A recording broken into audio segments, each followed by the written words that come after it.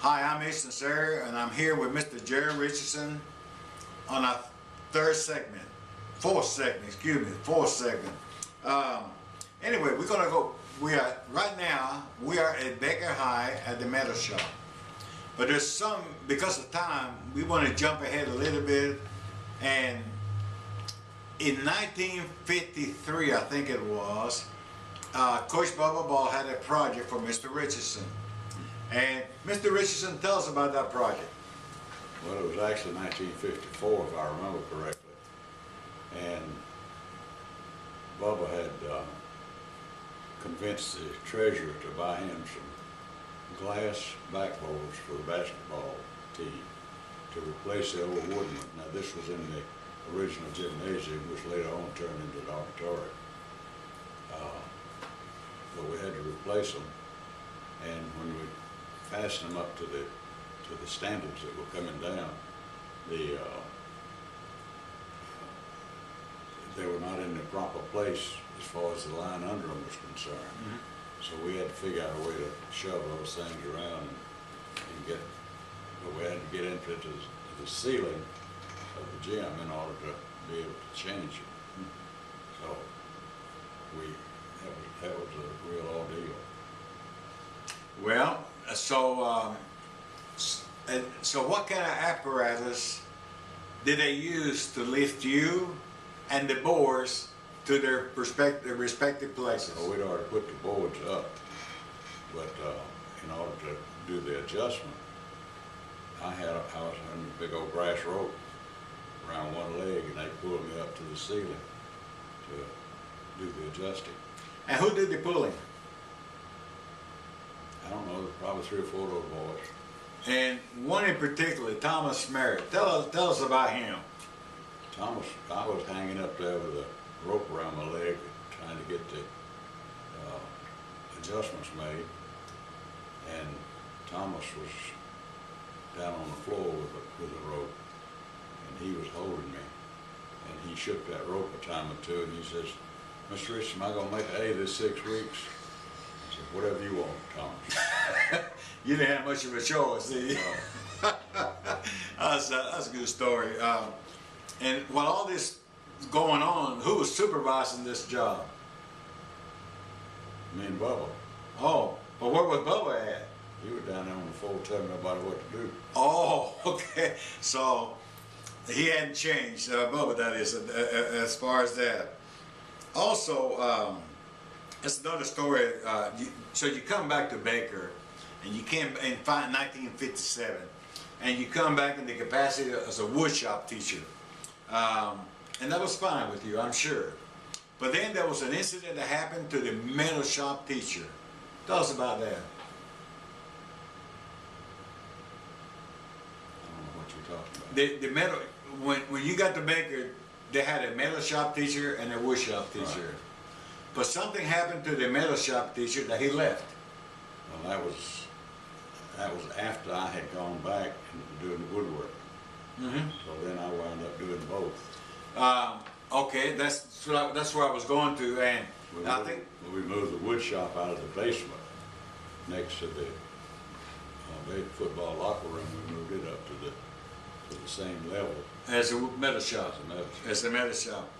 And then while that was vacant, Dr. Kirby asked you if you could fill in for a little bit. Right. Okay. And you were doing 2 jobs and getting paid for one. Right. Okay. But tell us this story. Tell us how you got out of it. I know there was okay, this is going to include about a couple of stories together.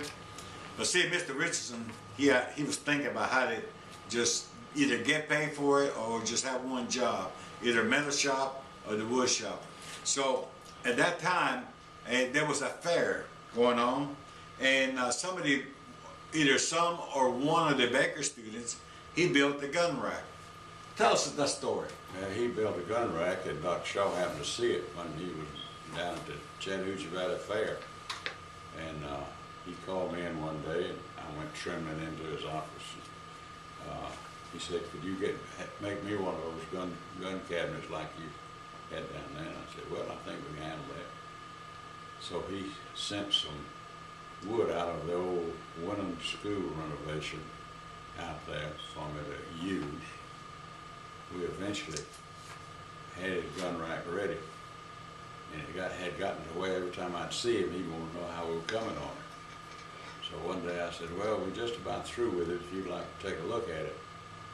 And at this time I had two classes, one in the wood shop and one in the metal shop, and we had a drafting room between them. Well, I told him when it would be a good time to come, and I made sure that I was not in the wood shop when he came in. And I had my shop foreman at that time, I don't remember who it was, greeted Dr. Shaw, and Dr. Shaw, his first quote, well, where Mr. Richardson? He's in the other shop. So they sent and got me. Dr. Shaw said, what were you doing up there when your students were here? I said, Dr. Shaw, I'm having to teach in both shops. You are? Yes, sir. He said, what happened? I said, well, Bob Woodall, who was supposed to have been the wood shop teacher, quit the week before school started. So I wound up doing both. And that lasted until something like February. And right after Dr. Shaw came in and looked at that gun rack, he went back, and I'm sure he had a conversation with the personnel manager, Mr. Bryce Carson. And about 3 weeks later, I had an assistant. That's good. That's planning. That's planning it and working your plan. That was very good. What would, well, let's go back to that job fair. How many schools were involved in the fair at that time, besides Baker? Well, Baker, Jere, Columbus Junior High,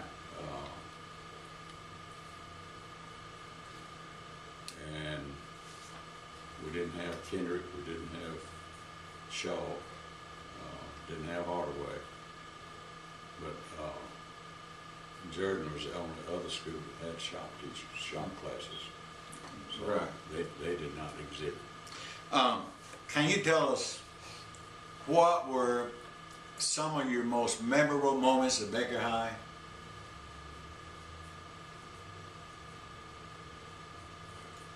All of them.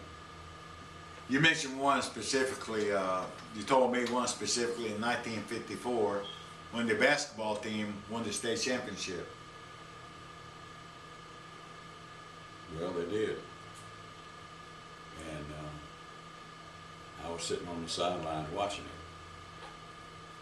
But I had kept statistics for Bubba on the basketball. Whenever we had a basketball game, I'd sit down there with a clipboard and keep statistics on that. So y'all worked together quite a bit. Oh, yeah. So obviously, y'all had a great relation working. Well, y'all had a good working relation. Yeah. How about Mr. Bowles, your boss? Well, he was assistant principal. Yeah. What kind of relation y'all had with him? Oh, we were good. I know he thought a lot of you. Yeah, Dr. Kirby had a schedule of when he was going to visit each teacher in the school. And I was always on that schedule. He never showed up. And I asked him one day, I said, Dr. Kirby, why didn't you make an observation in my class? He said, well, no point in me doing that because I wouldn't know what was going on. That's good. That's a good story. Okay. At this time, we're going to stop this segment and we're going to finish it up with our next segment. So, and it's still quite a lot of interesting stories to come. So at this time, we're going to sign off, and hopefully you will join us on our next segment. Thanks. Bye.